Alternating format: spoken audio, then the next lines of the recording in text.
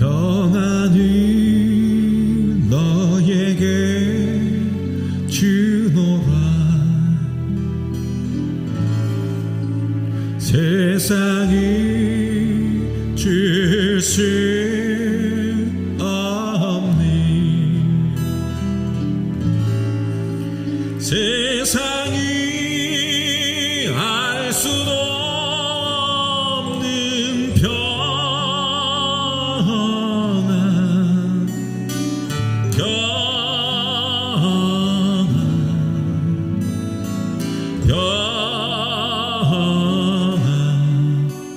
평안이 내게 주더라. 사랑이 너에게 주더라. 세상이 줄 수 없네. 세상이 알 수 없는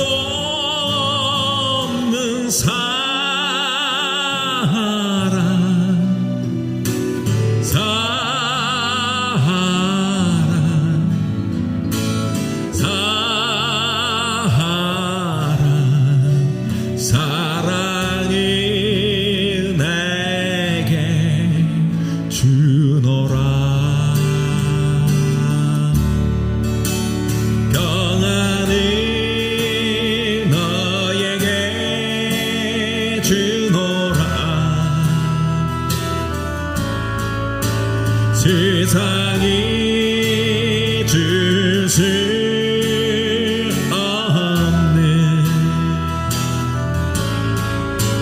세상이 알 수도 없는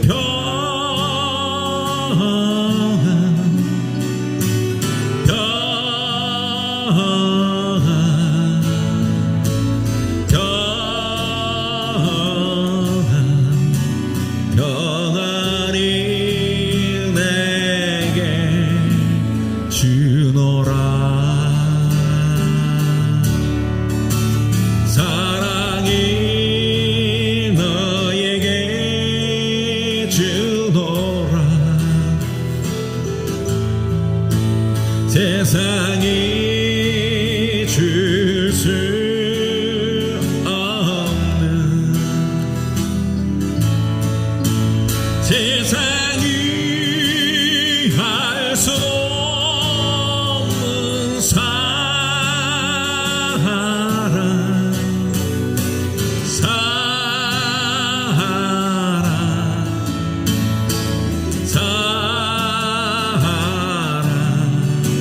사랑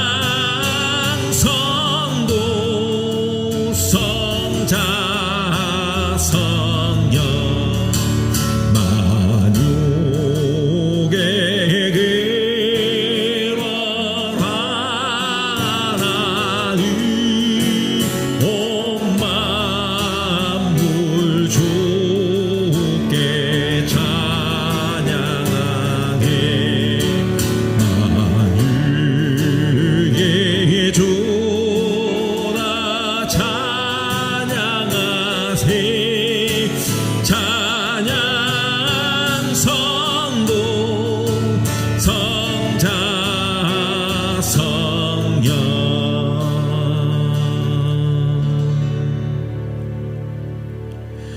나의 노래가 되시는 하나님을 내가 종일토록 찬양하며 그가 나를 사랑하시기 때문에 나를 사랑하시기 때문에 나의 노래가 되시는 하나님을 내가 종일토록 찬양하며 그가 나를 사랑하시기 때문에 나를 사랑하시기 때문에 내가 그를 먼저 사랑한 것 아니요 나를 그가 먼저 사랑하시고 그의 사랑은 영원토록 변치 않아서 나를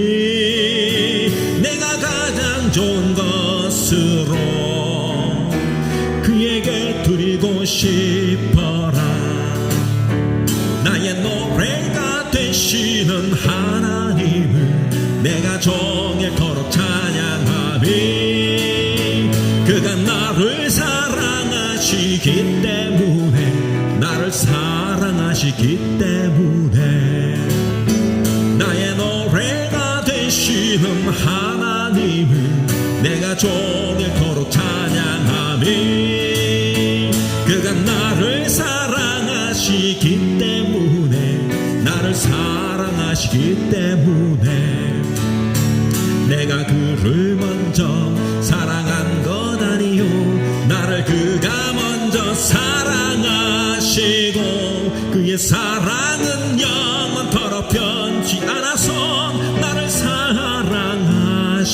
사랑하시니 내가 가장 좋은 것으로 그에게 드리고 싶어라 내가 그를 먼저 사랑한 것 아니요 나를 그가 먼저 사랑하시고 그의 사랑은 영원토록 변치 않아서 나를 사랑하시니 내가 가장 좋은 것으로 그에게 드리고 싶어라 선하신 목자 나 사랑하는 분 주 인도하는 곳 따라가리 주의 말씀이 나 듣기 위하여 주 인도하는 곳 가려네 선하신 목자 날 사랑하는 분 주 인도하는 곳 따라가리 주의 말씀을 나 듣기 위하여 주 인도하는 곳 가려네 나를 푸른 초장과 쉴만한 물가로 내 선하신 목자 인도해 험한 산과 골짜기로 내가 다닐지라도 내 선하신 목자 인도해 선하신 목자 날 사랑하는 분 주 인도하는 곳 따라가네 주의 말씀을 나 듣기 위하여 주 인도하는 곳 가렸네 선하신 목자 날 사랑하는 분 주 인도하는 곳 따라가리 주의 말씀을 나 듣기 위하여 주 인도하는 곳 가려네 나를 푸른 초장과 쉴만한 물가로 내 선하신 목자 날 인도해 험한 산과 골짜기로 내가 다닐지라도 내 선하신 목자 날 인도해 나를 푸른 저장과 쉴만한 물가로 내 선하신 목자 날 인도해 험한 산과 골짜기로 내가 다닐지라도 선하신 목자 날 인도해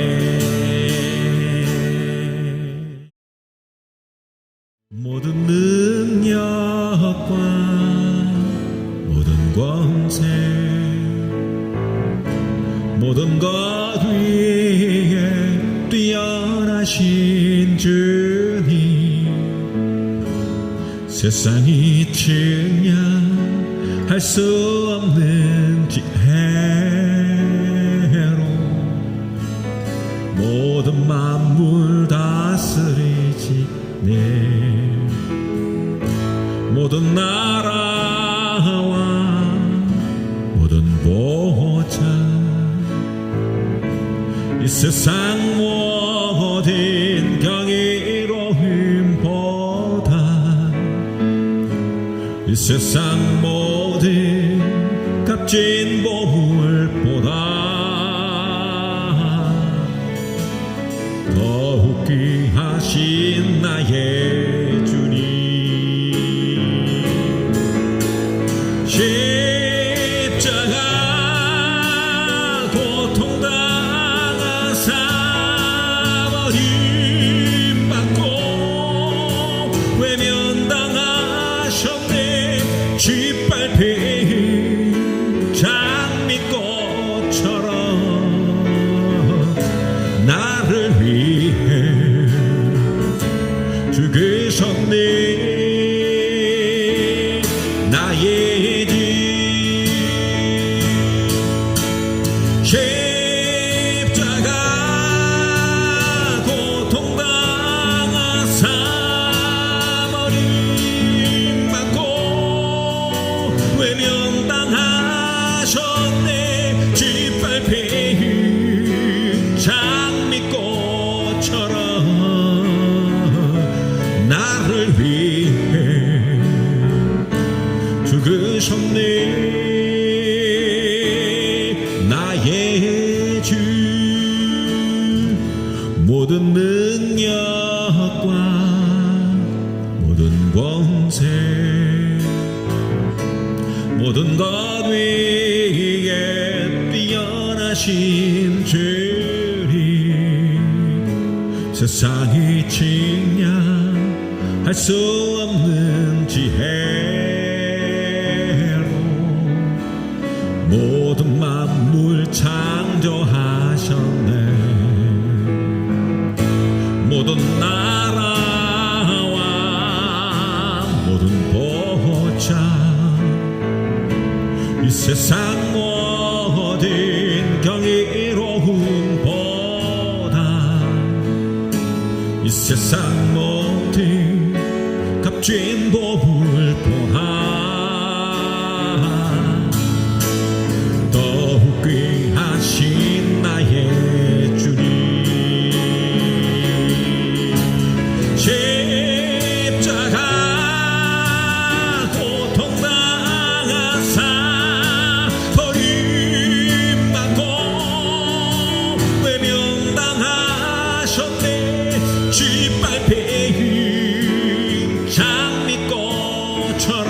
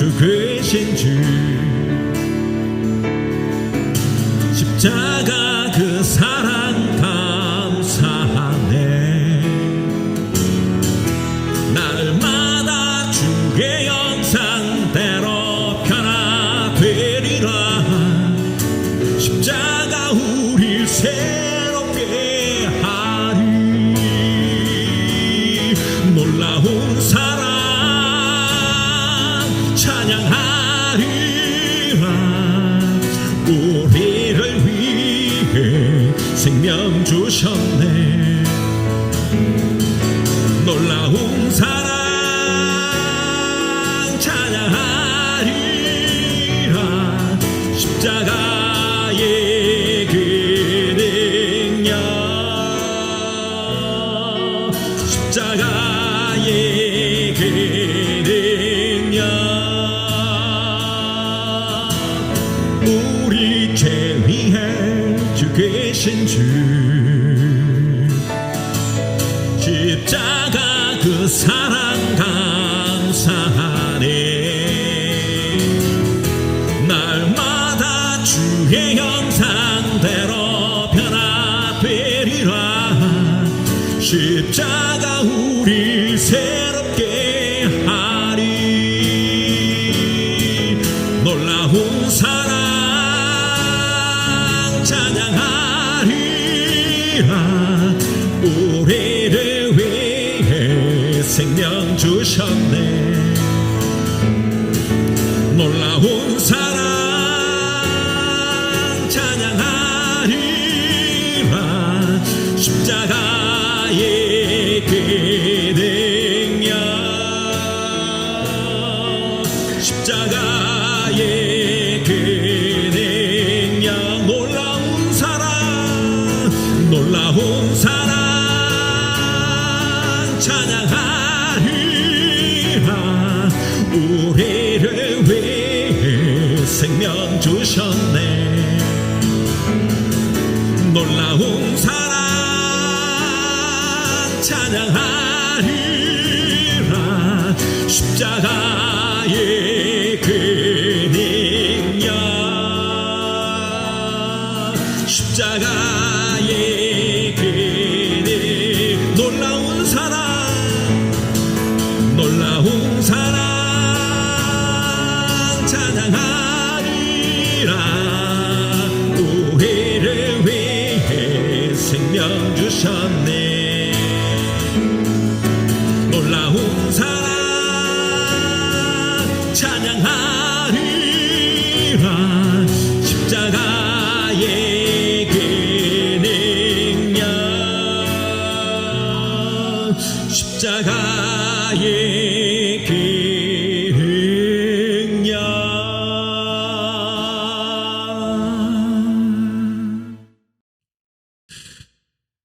함께 오늘 하나님 말씀은 누가복음 15장 11절에서 24절까지 말씀입니다.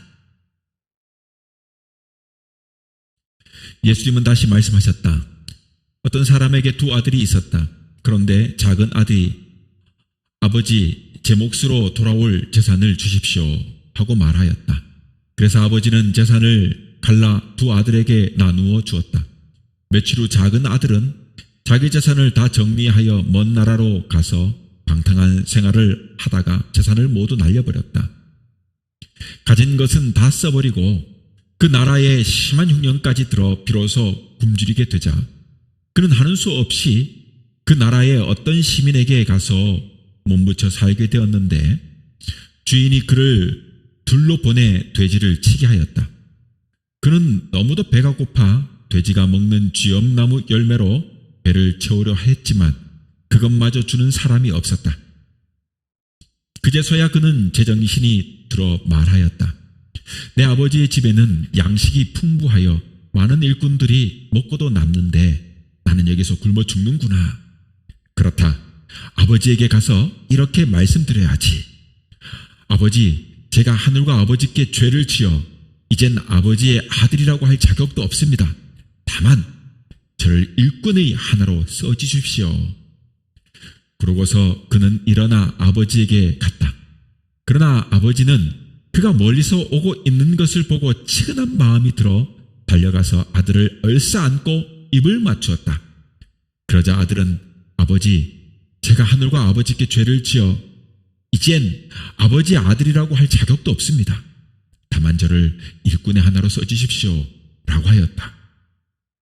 그런데 아버지는 종들에게 이렇게 말씀하셨다.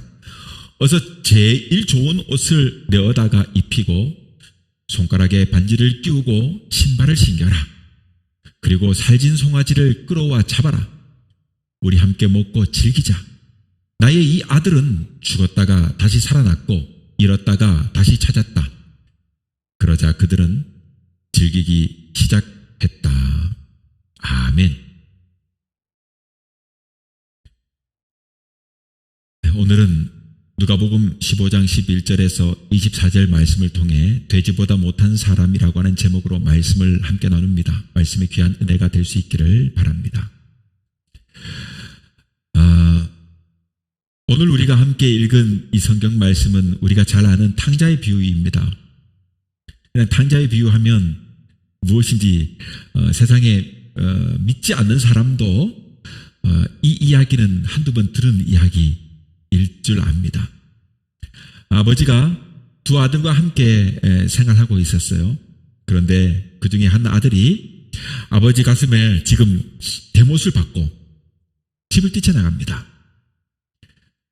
유산을 미리 받고 독립해서 자유롭게 그는 살면 행복할 줄 알았던 겁니다.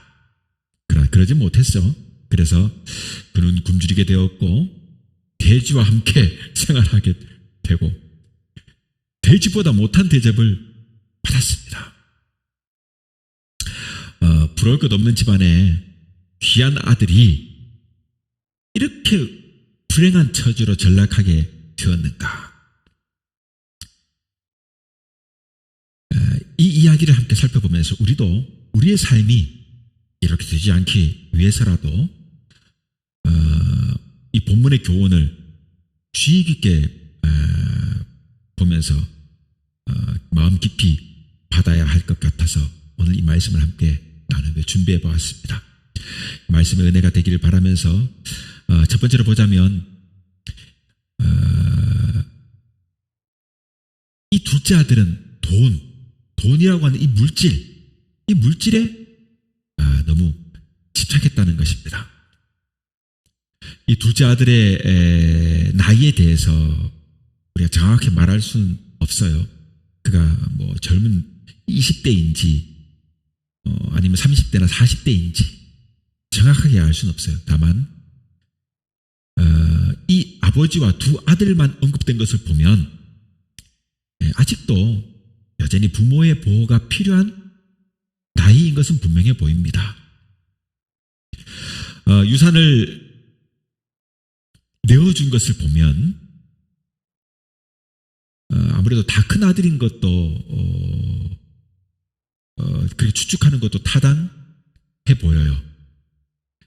막 아직도 법적 그 보호를 받아야 되는 미성년의 나이에 유산을 상속받지는 않게 되니까 아버지가 살아있으니까요.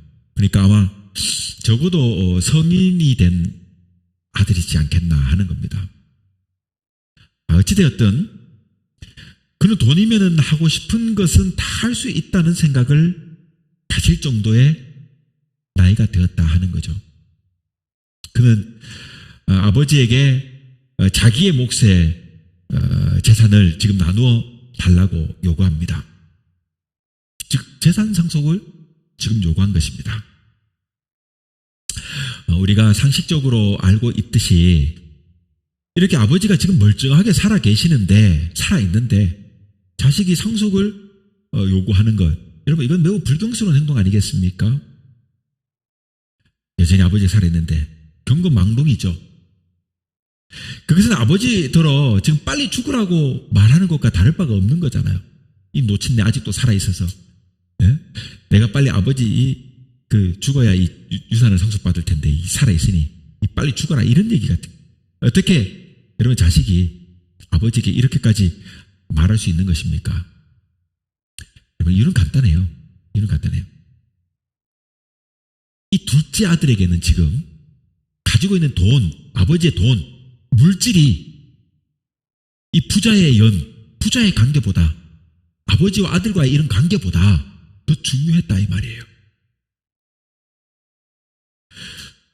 돈을 손에 쥘 수만 있다면 좀 아버지와 서먹한 관계가 되더라도 좋다. 물질 만능이죠. 그러나 여러분, 이 돈에 너무 집착하게 되면 관계를 해치게 되는 것이고 결국 패가망신하게 될 수밖에 없는 것입니다. 이런 사람에게는요, 뭐 부자 관계나 부부 관계나 뭐 친구 관계, 이웃 관계는 별로 중요하지 않아요. 그저 손에 쥘 수 있는 돈만 중요한 거예요. 여러분, 이렇게 관계가 깨어져 버리는 사람, 그 말로가 행복할까요? 이런 사람은요, 오직 돈만 쫓으니까요. 그래서 어떤 수단을 써서라도 지금 돈을 벌려고 합니다. 필요하다면 이 친구를 배신할 수도 있는 거예요. 그죠?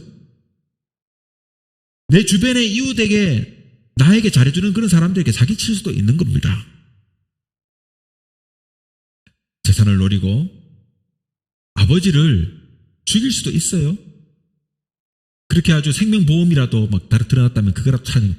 여러분, 우리가 잘 알잖아요. TV 보면은 막 보험금을 노리고 부모가 자식을 죽이는 이런 파렴치한, 금수만도 못한 그런 인간 이하의 짐승 같은 사람들의 이야기를 보지 않습니까?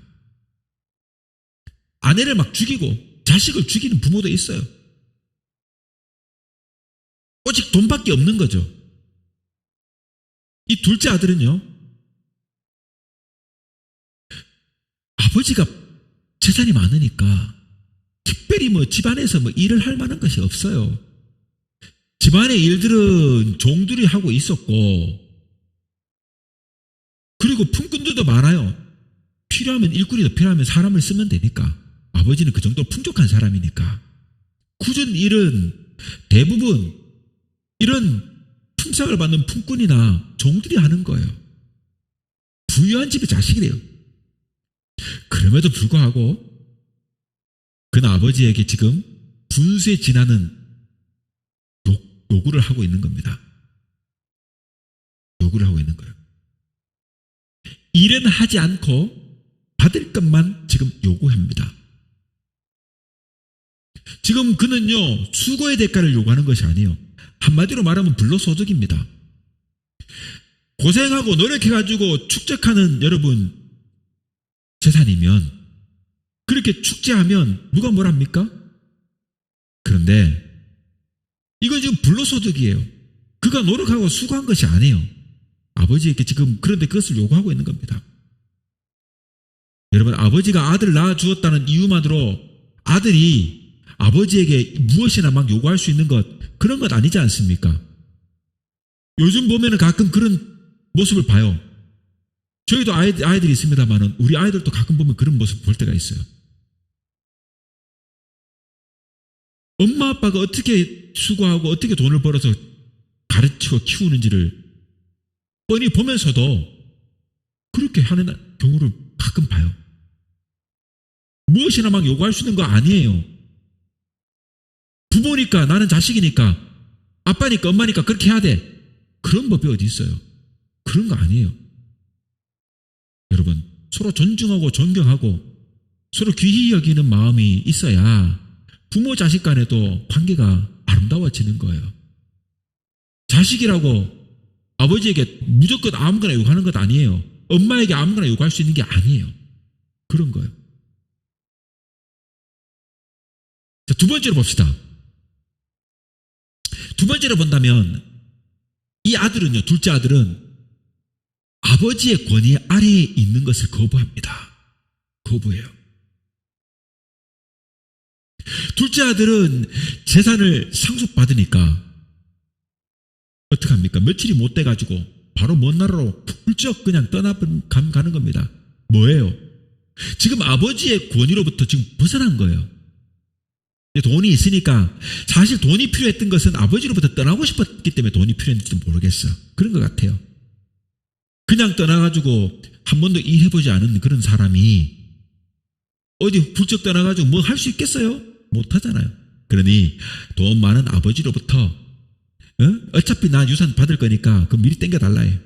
그 돈 받아가지고 나가보자는 거예요. 아버지의 권위로부터, 아버지의 지배로부터 벗어나고 싶었던 것 때문에 아마 돈이 필요했는지도 모르겠어요. 그는 아버지의 권위 아래에 있는 것을 좋아하지 않았다 이 말이에요. 그러니 23절에 보면 그가 먼 나라로 갔다고 되어 있는 거예요. 그는 아무 간섭도 받지 않으려고 지금 집을 나와서 집에서 멀리 떨어져 있는 먼 나라 그곳으로 간 것입니다. 아버지의 권위 아래에 있다는 것, 그 누구의 간섭을 받는 것 참 힘들다는 말이에요. 그러니 누구의 간섭도 받지 않고 그냥 막 늦잠도 자고 술 먹고 친구와 막 어울리고 늦게까지 있다가 막 귀가하고 그냥 마음대로 막 할 수 그런 생활을 하고 싶은데 못 하잖아요. 아버지의 권위 아래 있으니까. 내 마음대로 할 수 있는 것이 없는 것입니다. 그래 멀리 떠나버리자. 멀리 가면 두 번 다시는 이 아버지의 얼굴을 보는 일이 없을 것이라고 다짐하는 것입니다. 그렇게 다짐했을 거예요. 떠나자 그냥. 그러면 아버지 간섭도 안 받고 돈도 있겠다 뭐. 얼마나 좋아. 늦게까지 자고 내 하고 싶은 거 마음대로 하고 좋다 그냥. 그러나 여러분, 사람은요 누군가의 권위를 받아야 합니다.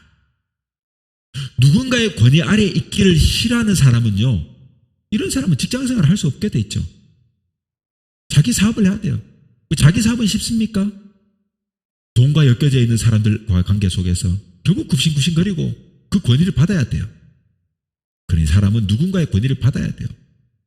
받아야 돼요. 여러분, 나라의 대통령도 여러분 마음대로 휘두를 수 있습니까? 그 권세를 못해요. 대통령은 위에 국민이 있기 때문에. 한 나라의 왕도 그래요. 한 나라의 왕도 함부로 못해요.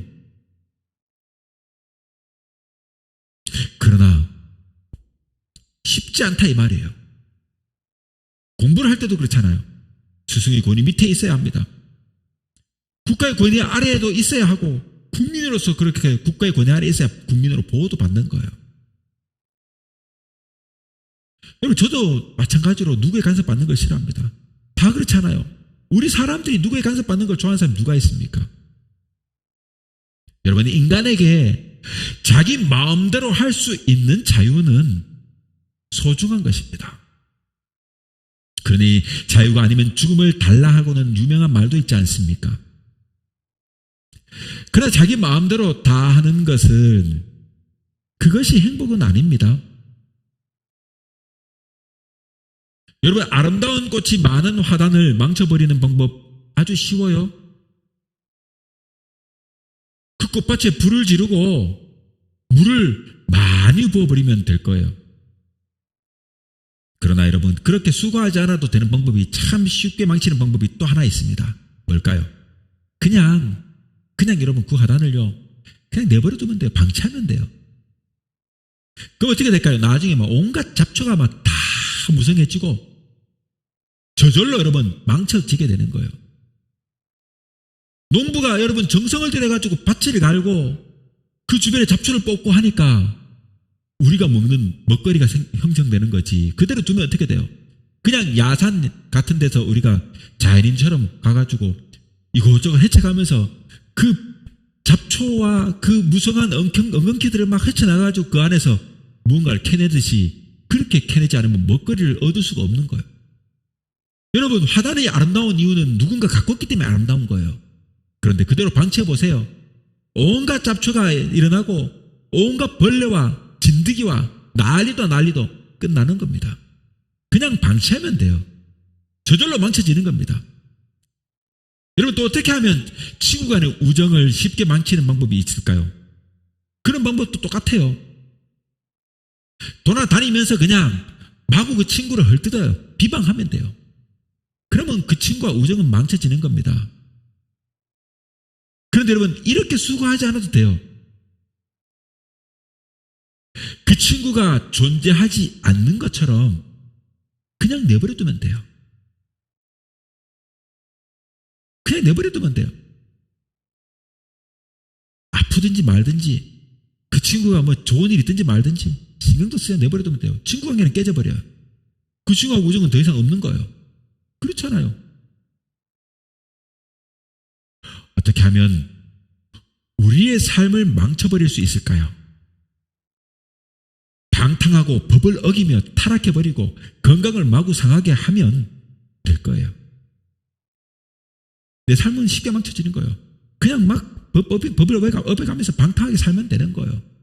그렇게 타락하고 막 건강을 해치도록 밤을 지새우고 게임하고 맨날 굶어가면서 그렇게 그냥 살면 돼요. 그냥 우리는 그러면 우리 삶이 망쳐지는 거예요. 정말 쉽습니다. 그러나 그런 수고를 하지 않아도 여러분 세상이 악하게 돌아가는 대로 그냥 편하게 두면 우리의 인생은 저절로 망쳐버립니다. 부모의 통제를 속박으로만 생각하지 말아야 해요. 그것은 사랑의 표현이고 관심의 표현입니다. 하나님의 계명도 마찬가지입니다. 이 둘째 아들처럼 부모로부터 벗어나고파 하는 청소년들이 늘고 있어요. 그들은 집을 숨막히는 공간으로 생각합니다. 그래서 집을 멀리 떠나기만 하면 행복할 것 같다고 생각을 하고 있어요. 결혼의 속박에 여러분 거북함을 느끼는 부부는 이혼하여 멀리 떨어져 있으면 행복할 것 같다는 생각을 하고 있습니다. 그러나 그렇지 않습니다. 둘째 아들이 집을 나와서 여러분 행복했습니까? 아닙니다. 우리는 내가 처한 여러 환경들을 그저 싫다고만 하기보다는 좋은 점을 여러분 찾아보아야 합니다. 한 예를 들어보겠습니다. 우리가 잘 아는 유교의 창시자 공자에게 공멸이라고 하는 조카가 있었어요. 그는요 하급관리로 나란 일을 하고 있었는데 하루는 그에게 공자가 물어요. 네가 이 자리에서 일하며 얻은 것이 무엇이고 또 잃은 것은 뭐냐? 그렇게 물으니까 공멸이 이렇게 말합니다. 쉽게 말해 삼천 선생님 했던지 어쨌거나 제가요 얻은 것은 하나도 없고요 3가지를 잃었습니다. 일을 많이 하다 보니까 공부를 못했어요. 그리고 보수가 적으니까 친척이 와도 대접을 못해. 그리고 공무원이니까 공무가 바쁘니까 너무 다급해가지고 친구와의 이게 만날 시간이 많지 않으니까 그 사이가 멀어졌습니다. 3개를 잃었다 해요. 그 후에 이 공자가 이 공멸과 같이 이 벼슬살이를 하고 있는 제자 자천이라고 하는 제자가 있었는데 그에게 똑같은 질문을 합니다. 그랬더니 자천은 다음과 같은 말을 합니다. 선생님, 저는요 잃은 것이 하나도 없어요. 오히려 저는 3가지를 얻었습니다. 여러분 공멸과 전혀 반대 이야기를 합니다. 그럼 넌 도대체 뭘 얻었느냐 물으니까 내가 그동안 배운 것을 실행해 보니까 배운 내용이 더욱더 확실해졌습니다. 그 다음에 내가 보수를 아껴가지고 비록 적은 돈을 받지만 돈을 조금 아껴가지고 친척들을 이렇게 대접하니까 친척들과 관계가 더욱더 친숙해졌습니다. 내가 공무를 하다 보니까 이 공무가 너무 바빠가지고 시간이 없지만 그 시간을 쪼개가지고 공무가 마친 후에 일과 후에 여가 시간을 친구들하고 교제를 했더니 아이고 우정이 더욱 두터워졌습니다. 여러분 똑같아요. 똑같은 시간이 주어졌고 똑같은 상황이 있었습니다만은 한 사람은 모든 걸 잃었다고 하고 한 사람은 모든 걸 얻었다고 해요. 가치관의 차이, 생각의 차이. 여러분 이것이 사람의 삶을 얼마나 바꾸는지를 보게 되는 이야기입니다. 자, 셋째로 봅시다. 셋째로 본다면 여러분 이 둘째 아들은 당장에 여러분 쾌락만을 추구했습니다. 여러분 지금 이 둘째 아들은 지금 현재 간섭할 수 있는 사람이 한 명도 없어요. 먼 나라로 갔어요. 그 주변에 그를 간섭해 줄 사람이 아무도 없습니다. 그는 집에서 아주 멀리 떨어진 곳에서 자유를 만끽했습니다. 그는 하고 싶은 대로 다 합니다. 그에게는 아버지로부터 권위를 벗어났고 아버지로부터 받은 유산도 있어요. 돈이 많아요. 그러니 이 돈은 자기가 힘들어 지금 번 게 아니에요. 그죠? 그냥 아버지로부터 받은 그냥 생긴 돈이에요. 그러니까 어떻게 해요? 힘들게 보면 아까운 줄 알아요. 그런데 그저 받게 되면 그저 생기면 아까운 줄 몰라요. 펑펑 씁니다. 펑펑 써요. 펑펑 써요. 아낄 줄 몰라요. 힘들게 벌어야 돈이 귀한 줄 알지만 그러지 않기 때문에 그냥 생긴 돈은요 아까운 줄 모르고 멋대로 쓰게 돼 있어요. 먹고 마시고 즐깁니다. 이 사람에게는 당장 오늘만 중요했습니다. 당장 즐길 수 있다는 이 사실이 중요했어요. 내일은 안 중요도 없습니다. 여러분 이렇게 되면 처음 한두 달은 좋아요. 일단 돈이 있으니까 좋아요. 물론 5달, 6달, 1년도 좋을 수 있어요. 그죠? 그런데 여러분 계속 일을 하지 않고 먹고 마시고 즐기기만 하는데 마냥 좋을 수는 없지 않습니까? 결국은 그도 빈 털터리가 됩니다. 그가 가지고 있던 그 모든 돈은요 유흥비로 다 써버렸습니다. 여러분 사람들은요 이 둘째 아들처럼 먼저는 즐기기를 원해요. 당장 좋아 보이는 것을 사기를 원합니다. 여러분 한국 청소년들을 이렇게 조사를 해봤더니 외모를 치중하는 게 48%, 또 유명 상표 같은 옷 있잖아요. 이런 것에 대해 깊은 관심, 그런 것에 값을 지불하는 것, 이것을 돈에 상관없이 가지는 것, 이런 것들을 좋아하는 게 한 36%가 된답니다. 여러분 이렇게 뭐랄까요, 그 외모를 가꾸거나 자기의 이런 것들을 좋아하는 이런 데 치중하는 것이 이런 그 지표가요 그 아시아에서도 인도 그리고 일본 다음으로 우리가 3위라고 합니다.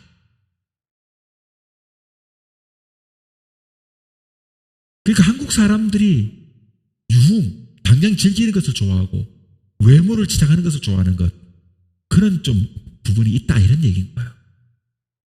여러분 재미난 이야기가 있습니다. 송나라에 저공이라는 사람이 있었다고 해요. 이 저자는 원숭이를 뜻해요. 물론 이 이야기는 현실의 이야기는 아닙니다. 이제 그 사자성어를 만들 때 나온 이야기입니다만은 어쨌거나 이 저공은 원숭이 저자니까 원숭이를 뜻하니까요. 이 사람이 그 이름 말해주듯이 이 저공은 많은 원숭이를 기르고 있었고 원숭이를 좋아해요. 그래 가족의 그 양식까지 퍼다가 먹일 정도로 원숭이를 좋아하고 기르는 사람이었어요. 그래서 원숭이들이 이 저공을 잘 따랐고 마음까지 열었다고 해요. 그 마음까지 알았다고 합니다.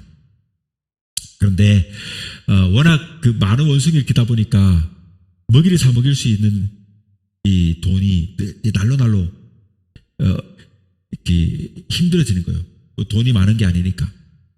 그러다 보니까 이 저공이 원숭이에게 나눠줄 수 있는 먹이를 줄이기로 합니다. 줄이기로 해요. 너무 많이 이제 쓸 수 없으니까. 그러니까 먹이를 줄이면 원숭이들이 자기를 싫어할 것 같아요. 그래서 그는 우선 원숭이들에게 이렇게 이제 말을 합니다. 야, 너희들이 나눠주는 도토리를 앞으로는 아침에 3개, 저녁에 4개를 줄 생각인데 어떠냐 이게. 그러니까 원숭이들이 어떻게 합니까? 하나같이 화를 내지 않습니까? 아침에 도토리 3개로는 배가 고프다 이 말이에요. 불만입니다. 그래서 이 불만을 안 저공이 그럼 좋다. 이번에 그러면 좋다. 야, 그러면 아침에 내가 4개를 주고 저녁에 3개를 줄게. 어때? 그러니까 원숭이들이 모두 기뻐합니다. 7개를 주는 건 똑같은데 아침에 3개를 주고 저녁에 4개 준다니까 싫어하는데 아침에 4개를 주고 저녁에 3개 준다니까 좋아하는 거예요. 여러분 이 이야기에서 유래한 고사성어가 뭡니까? 조삼모사예요. 조삼모사.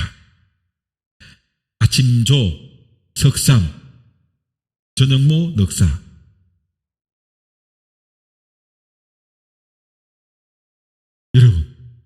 조삼모사.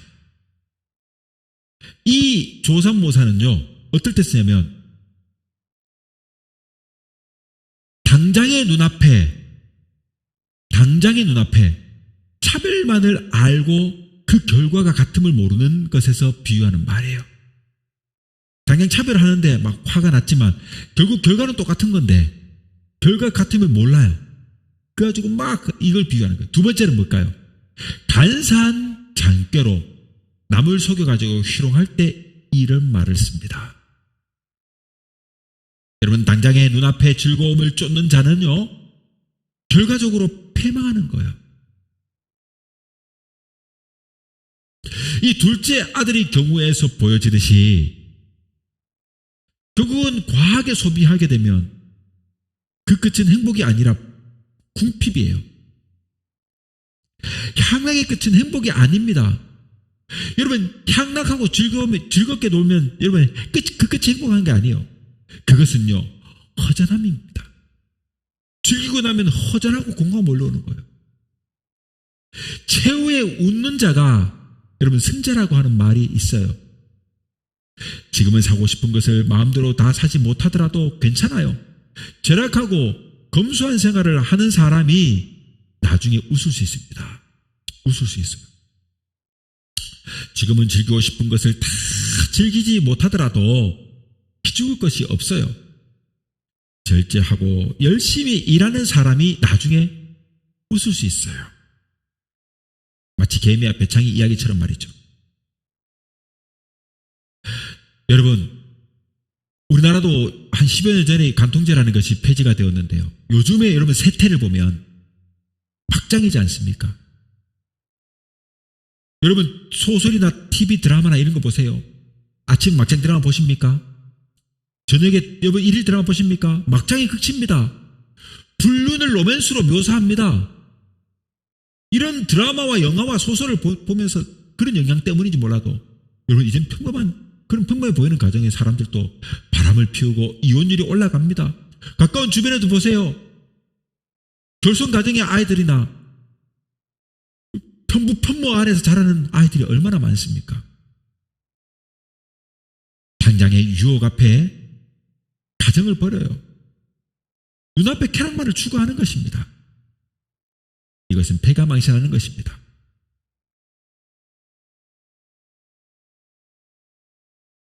눈앞에 이 쾌락을 쫓는 것 위험한 것입니다. 물론 어쩔 수 없는 이혼도 있어요. 함께 살게 되면 부부관계가 함께 살게 되면 정말로 힘든 상황이 있는 경우가 있어요. 성격이 안 맞아 늘 싸워. 혹은 남편이나 아내가 폭력적이거나 뭔가 위험해요. 가정을 유지하는 것조차가 어려워요. 힘들어. 어쩔 수 없는 상황일 때 여러분 고민하고 고심해서 기도해 봤더니 안 돼. 물론 그럴 때 이혼할 수도 있겠어요. 그러나 여러분 눈이 맞아가지고 불륜을 저지르거나 이렇게 하는 거로 가정이 깨지는 거라면 패가 망신 아니겠습니까? 우리는 장기적인 안목으로 삶을 바라보고 영원의 안목으로 삶을 바라봐야 돼요. 참을 수 없고 견디기 없고 당장 내가 죽고 싶다면 내가 죽을 것 같다면 여러분 그런 관계는 깨지는 것이 맞지만 그런 관계가 아니라면 내가 이 관계를 유지하기 위해서 나 스스로 최선을 다해야 되는 거예요. 그것이 하나님의 뜻이니까요. 가정을 지켜야 되는 거예요. 가장이 되고 아내가 되고 남편이 되는 겁니다. 둘째 아들은 여러분 이 과소비와 쾌락을 추구하다가 마침내 빈털터리가 되었습니다. 설상가상으로 그 나라의 큰 흉년까지 들어가지고 경제가 어려워졌어요. 여러분 나라에 흉년이 들면 경제가 어려워지는 것 지극히 당연한 것 아닙니까? 경제가 어려워지면 나라에 흉년이 들면 가장 처음으로 일어나는 것이 뭘까요? 물가 폭등입니다. 생필품의 가격이 폭등하는 것은 예견되는 수준이에요. 어제 100원 주고 사던 게 오늘 200원 하면 어떻게 돼요? 금세 동나는 거예요. 일하지 않으면. 비로소 그가 굶주림으로 굶게 되는 겁니다. 한 번도 굶어보지 않았던 그가 굶주림이 무엇인지 알게 되지 않습니까? 배고픔이 무엇인지 이제 몸소 체험하게 되는 상황이 된 거예요. 그래서 난생 처음으로 일을 하려고 일자리를 찾아 나섭니다. 한 번도 안 해봤는데 아버지 집에 편하게 살다가 여기서 유산으로 흥청망청 쓰다가 마침내 가난을 알고 배고픔을 알고 일하지 않으면 안 되니까 일할 곳을 구합니다. 그래서 기껏 구한다는 것이 어딜 구합니까? 지금 돼지치는 일을 하게 된 겁니다. 여러분 잘 알다시피 유대인들은요, 돼지를 부정한 짐승으로 여기기 때문에 돼지고기를 먹지도 않고 돼지를 치지도 않아요. 그리고 예수님이 이 비유 속에서 예수님이 왜 굳이 이 탕자, 집 나간 아들이 돼지 치는 일을 한다는 비유를 들까요? 한마디로 그가 막장에 막장을 갔다는 것을 지금 예수님은 비유로 이야기하기 위해서 그렇게 하는 겁니다. 갈 곳이 없는 처지가 됐다 이것을, 그게 다른 인생의 처지가 이르렀다는 것을 지금 역설하기 위해서 예수님이 비유 속에 이 돼지치를 했다는 걸 말하는 겁니다. 그렇지만 다른 일자리를 구할 수 없기 때문에 할 수 없이 이 일을 하게 된 것이 아니겠습니까? 그렇다고 보수가 좋은 것도 아닙니다. 그저 재워주는 것만으로, 다만 얼마라도 먹여주는 것만으로도 만족해야 할 형편입니다. 그가요, 지금 돼지가 먹는 이 쥐염 열매조차도 배불리 먹질 못하는 처량하고 불행한 신세가 된 겁니다. 주인은 그보다 돼지 한 마리를 더 중요하게 생각합니다. 돼지 한 마리가 그 주인에게는 더 중요해요. 그렇게 대하는 겁니다. 그러니까 그는 자신이 돼지만도 못하구나 하는 생각을 갖게 됩니다. 나는 사람도 아니다. 나는 돼지만도 못해. 그는 굶주림과 절망 속에 지금 깊이 빠져 있습니다. 여러분, 지금 이 이야기는 비유예요, 비유. 이 비유의 의미는 이러합니다. 둘째 아들은 믿지 않는 저 세상 사람들입니다. 그리고 또 바로 저와 여러분입니다. 그리고 아버지는 하나님입니다. 이 비유의 둘째 아들이 아버지로부터 멀리 떠나 행복을 찾고자 하지만 궁핍과 절망에 이르듯이 사람들이 하나님을 멀리하게 될 때 마침내 절망에 빠집니다. 삶의 의미를 잃어버리게 됩니다. 그러나 아버지의 집으로 돌아오자 어떻게 됩니까? 둘째 아들은 참된 행복을 다시 찾았습니다. 여러분, 행복은 멀리서 찾으려 하지 마십시오. 행복은 가까이에서 찾아야 합니다. 예레미야 2장 19절에 네 악이 너를 징계하겠고 네 반역이 너를 책망할 것이라. 그런즉 네 하나님 여호와를 버림과 네 속에 나를 경외함이 없는 것이 악이요 고통인 줄을 알라. 주 만군의 여호와의 말씀이니라 라고 했습니다.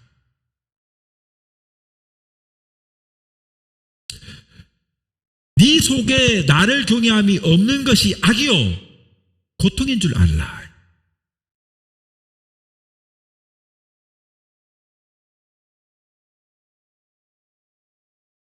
우리가 하나님을 버리게 되면, 하나님을 경외함이 잃어버리게 되면 그것이 악이라고 말씀합니다. 이제 말씀을 맺겠습니다.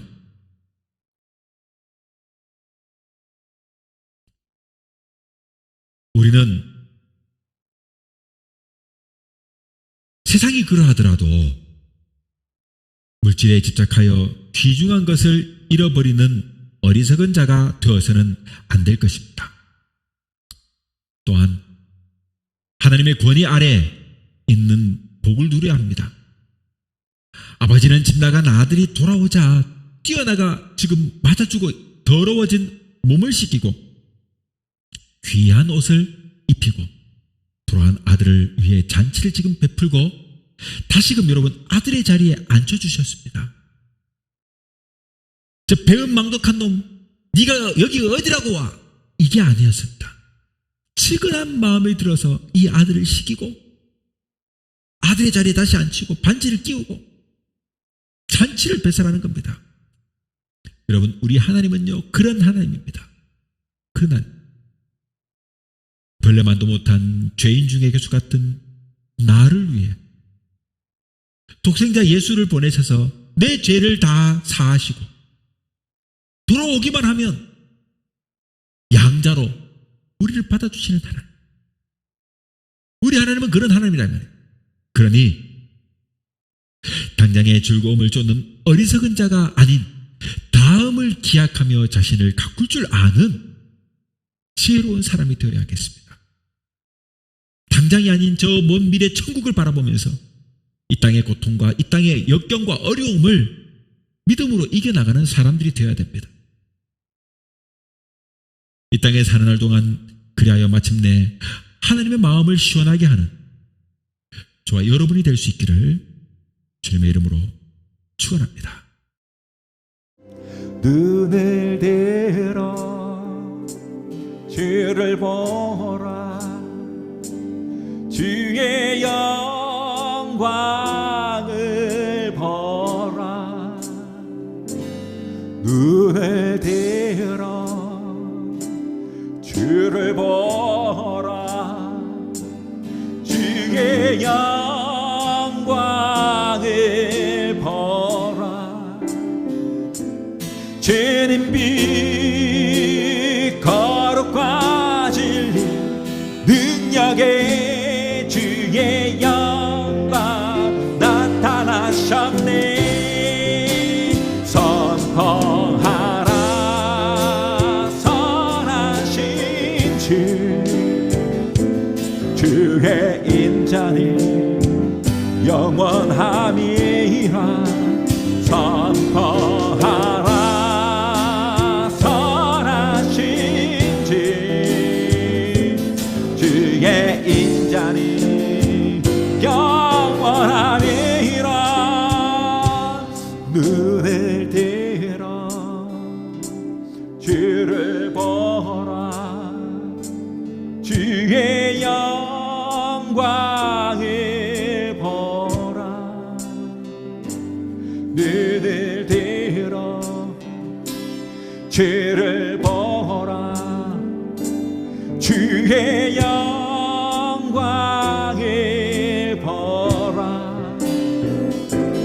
주는 빛 거룩과 진리 능력의 주의 영광 나타나셨네. 선포하라 선하신